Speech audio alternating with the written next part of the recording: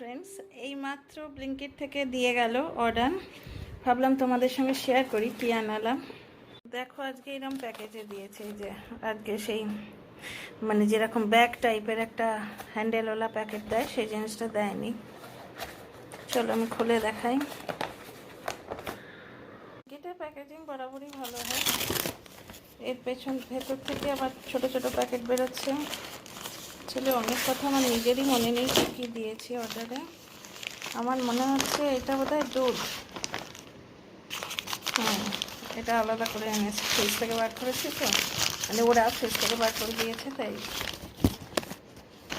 দাঁড়া, হ্যাঁ এটা দুধ, 1 লিটার আমুল দুধ।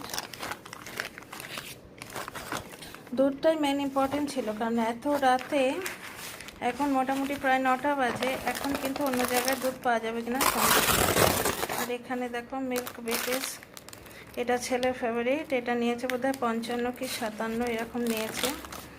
আর এই একটা আনালাম আরশোলার জ্বালায়, প্রচণ্ড মানে তিতি বিরক্ত করে মারছে। এটা তো 99 নিয়েছে। 311 আমার বিল হয়েছিল, 311। তো একটা চানাচুর, আমরা নবরত্নটা খাই, আমাদের ফেভারিট। এইগুলি বোধহয় দিয়েছে, আর কিছু নেই। হ্যাঁ 311 বিল হয়েছে। দেখো না, দুধ, মিল্ক বেকেস, এই তো দেখাচ্ছে। যাই হোক,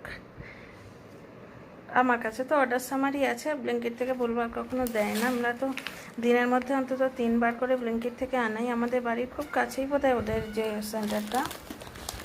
চলো ভাবলাম যে একটা পার্সেল এলো, তোমাদের সঙ্গে একটু শেয়ার করি।